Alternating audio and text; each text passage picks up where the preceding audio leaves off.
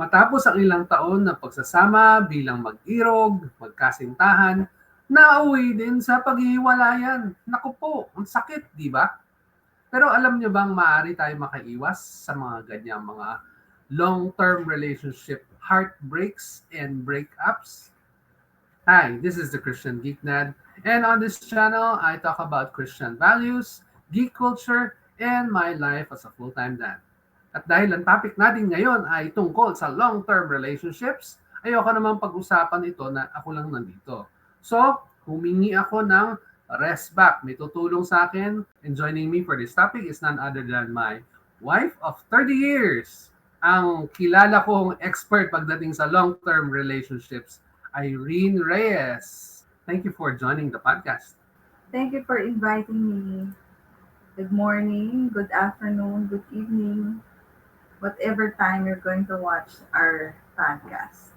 Yan. So, pag-uusapan po natin ngayon ay kung paano makakaiwas sa long-term relationship breakup at long-term relationship heartbreak. Yan. So, ano masasabi mo dyan sa topic natin? Sino ba naman may gusto na may long-term relationship tapos magbe-break lang din pala? Ayaw ko yun. Ayun, di ba? So, alam naman natin, di ba, very recently, merong famous na magkasintahan, no? Marami sila. Marami pala sila. Okay, hindi lang dalawa, marami sila, no? Mga long-term ang kanilang relationships, then magugulat na lang tayo, oh, bakit naghiwalay, di ba? Tapos sobrang affected, napakaraming tao. Pero meron pala, no, there are ways na pwede tayo makaiwas sa mga ganyang mga breakup at heartbreak. Ready ka na ba para malaman kung paano? Ready? Okay. Unang-una, first thing that you need to do kapag papasok ka sa isang relationship, first is mag-usap kayo. Clarify the why. Ano yung clarify the why? Clarify the why means pag-usapan nyo, why are you getting into this relationship with me? Especially kung ikaw yung babae, di ba? Tanungin mo yung lalaki, ano ba to? Why are you getting into this relationship with me? Second is, ano ba yung end goal mo? Di ba? Saan ba to papunta? And related dun sa second bullet, where do you see this relationship going if we take it to the next level? Di ba? Yung clarify the why, ito yung alamin natin, ba't pa tayo papasok sa ganito? Kasi kung papasok tayo into a relationship, para maiwasan nga natin na eventually maghihiwalay din tayo, di ba? Doon pa lang, bago natin umpisahan, i-clarify na natin, di ba? Ano bang gusto nating mangyari? Ito ba, gusto lang nating, di ba, maramdaman lang nating kilig-kilig, di ba? Meron tayong ka-date, di ba? Para hindi tayo nalulungkot kapag mga ganitong mga panahon, Pasko, di ba, New Year, Valentine's Day. So, kailangan nating pag-usapan 'yon bago tayo mag-umpisa. Yep, I agree. True story kami nung niligawan niya ako way back 1986. Ang question ko sa kanya is, hindi pala question. Ang sinabi ko pala, ayoko ng boyfriend lang. Ayoko ng hindi ending nito marriage. Ang gusto kong maging boyfriend, yung mapapangasawa ko na. Yun ang true story yun. Kaya from the time na niligawan niya ako, alam na niya na ang stand ko is ang patutunguhan nito ay marriage. And hindi naman siya nag-stop, nag-pursue naman siya, and ayan, ito, after 30 years, di kami pa rin. Yun yung true story yun sa amin. Yun, so very practical, di ba? So even before you start the relationship, pag-usapan nyo na, di ba? I-clarify nyo na. Why, di ba? Yung why kailangan, malalim siya, hindi yung basta, hindi sige, okay lang, di ba? Kasi wala akong magawa sa buhay ko, di ba? Nalulungkot ako, kailangan ko ng may kakwentuhan on a regular basis or something like that. But so, you need to clarify the why. Okay? So, clarify the why. Ano pa yung susunod? Susunod ay, in order to avoid yung mga long-term relationship breakup and heartbreaks, clarify the why. And number 2, agree on the expiration date. Ano ibig sabihin nun?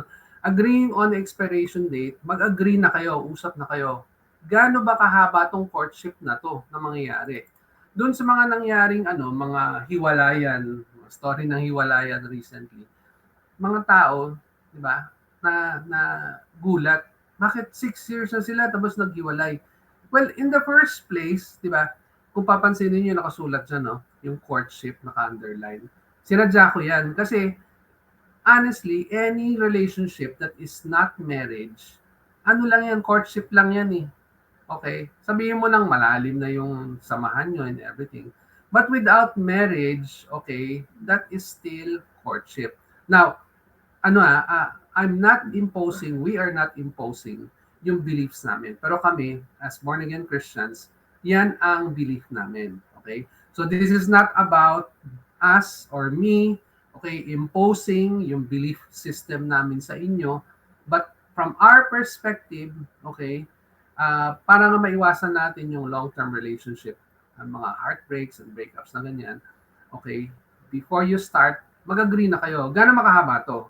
Itong magiging relationship natin na to. 1 year ba to? 2 years? 6 months? Okay? So, sabi ko nga dito sa sa nakasulat dito, any relationship that does not lead to marriage will eventually have to end because only marriage is forever. Diba? Marriage lang ang may forever. Yun yung till death do us part. Kaya nga, ang sabi niya, courtship without marriage, courtship lang yan. Kaya magsama kayo sa isang bubong, or may anak kayo, but living separately, courtship pa rin yun. Marriage ang binding ng relationship niyo. Yun ang basis na kayo ay may forever. Yun yung foundation ng forever. Marriage. Kahit na saan pa kayo magpakasal. Normally, sa panahon ngayon, ang reasoning mahal magpakasal. Mm-hmm. Pero sa experience namin, hindi naman siya kasi kailangan engrande. Yung iba nga ang dami, napaka-engrande ng kasal and only to years after, naghiwalay din sila. So, wala siya sa engrandeng kasalan, magarbong kasalan. Nasa tibay ng pagsasama at saka sa yung marriage na may third party. Sino yung third party? Si Jesus lang. Mm-hmm. Si Jesus lang yung kailangan na third party sa marriage nyo. Tapos, kung nasa courtship stage kayo, nagsama kayo sa isang bubong, I'm sorry to tell you, but the truth is, you are committing sin. Cohabitation is a sin. Hindi lang sa mata ng tao, kundi lalo na sa mata ng Panginoon. Mm-hmm. Nag-evolve na kasi yung generation. So, ngayon, tinatanggap na lang siya. But truth is, cohabitation, living together without marriage is a sin. That's the biblical truth. Kahit buksan nyo ang Biblia nyo mula cover to cover, yun ay kasalanan na malaking kasalanan sa Panginoon. And you will never be blessed, I'm sure. Meron kayo, may mga long-term dyan na magkasama, living in one roof or enjoying the living separately. But may anak naman sila, so alam natin kung anong nangyayari. But temporary lang yon. Sabi nga dun sa bullet kanina, yung any relationship that does not lead to marriage will eventually have to end. Mm-hmm. So regardless kung 30, 20, 30 years, 50 years pa kayong magkasama, it will eventually end. Believe you me, marriage lang ang may forever. So yan, di ba?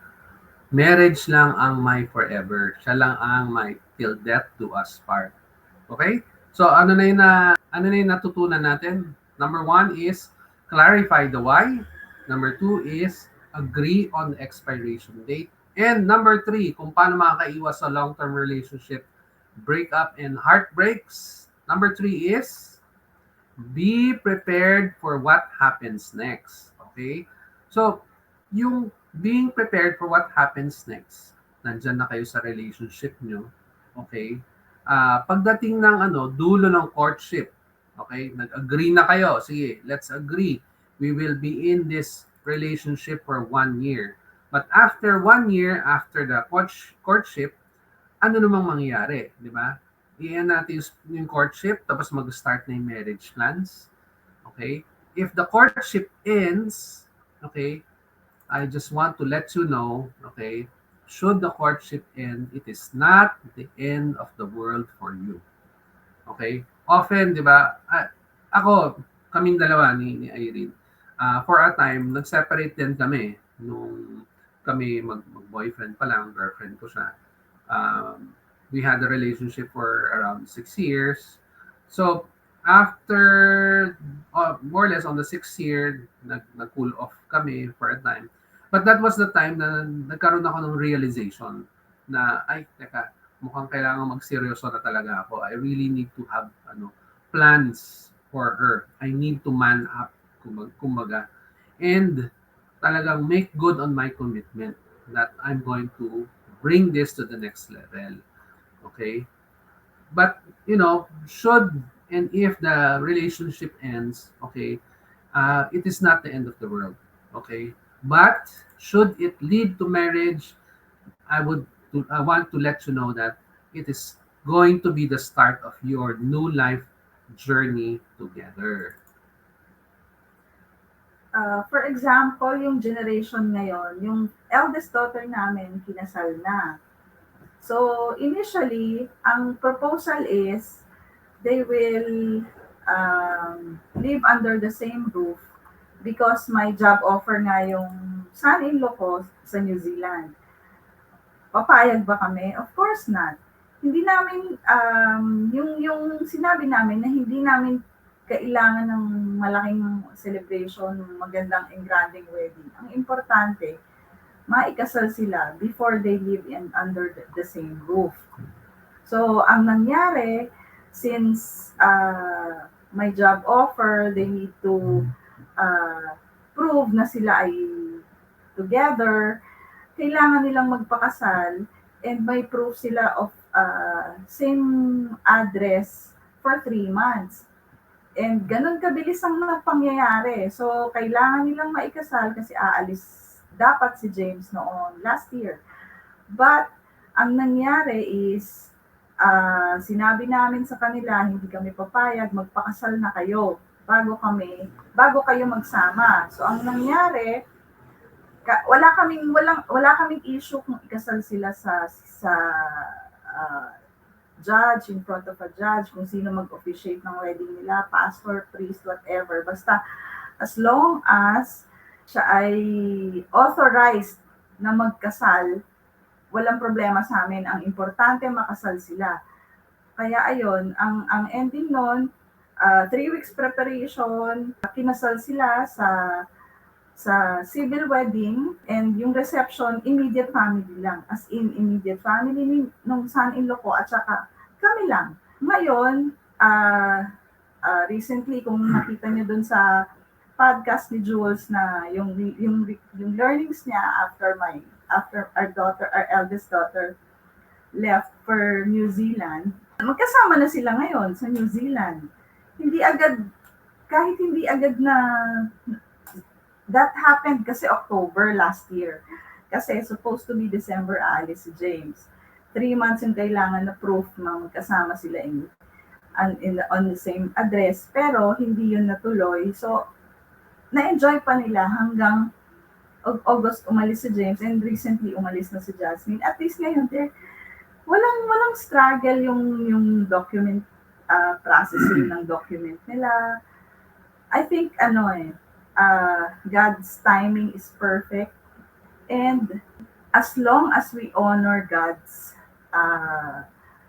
will, as long as we honor God on our decisions, favorable lahat ang results. So 3 months lang silang nag-separate. Ang bilis ng process ng documentation. Yun yung sinasabi namin na end of courtship or the start of marriage plans. nung nag-propose si James kay Jasmine, end of courtship yon on that day. But that was the start of their marriage plans. Ginaid lang namin sila. Ayaw lang namin maging accomplice na mag-commit pa sila ng sin, living without marriage under the same roof. So, hindi namin sila ini-encourage na mag-commit ng sin by living together without marriage. And now, they're enjoying their life, their new life, yung journey nila together abroad. And we're happy for them. Sad wala na sila dito, but happy that we know that we're seeing God's plans for them because they honor their parents, they honored God. So, siguro add ko lang din, no, related doon sa sinabi ni Erin. One of the major things kung bakit isang lalaki hindi niya dinadala yung relationship to the next level, meaning hindi umaabot doon sa marriage, is because of one thing that's very common in many relationships nowadays. And that is the man is being sexually gratified. Okay? Parang, bakit? Hindi ba ano yun? hindi ba katanggap-tanggap yun? Parang wala namang nagulat doon sa sinabi ko, no? That the man is being sexually gratified. Pero that's the truth eh. Men, as long as you are getting what you want sexually in the relationship, parang wala nang ibang motibo eh. What is my incentive para dalhin ito sa marriage? Kasi kung naman yung ma-enjoy ko sa marriage, na-enjoy ko naman in our present relationship. So, wala akong reason para, 'di ba, mag-propose pa doon sa sa girlfriend ko. Kasi nga, I'm getting what I want sexually. So, ang payo ko lang sa inyo, no, regardless what you believe in, whether you are Christian or not, if you are the woman, ang payo ko lang, no, if you are going to get into a relationship with a man, huwag niyo bigay lahat, okay? Don't give him the sexual gratification that he's looking for. He can enjoy all of that once he is in front of you and exchanging his vows with you, saying that he will be your husband forever. So only then, ibigay nyo sa kanya, no? Only then should the man be sexually gratified. So yun lang, practical advice lang, no, para sa mga babae. Okay? So yan, yung mga natutunan natin, how to avoid long-term relationship breakups and heartbreaks. First, clarify the why. Number 2, agree on the expiration date. Gaano ba katagal tong relationship na to? And number 3, be prepared for what happens next. So yan. So, that's our podcast for today. Thank you very much, Irene, for being part of this episode. Hope meron pa itong next. Yan. We'll make sure na magkakaroon ng part 2. So if you found value in this episode, please do give it a like, share it with people on social media, and consider subscribing to the channel. I will see you in the next. Bye-bye.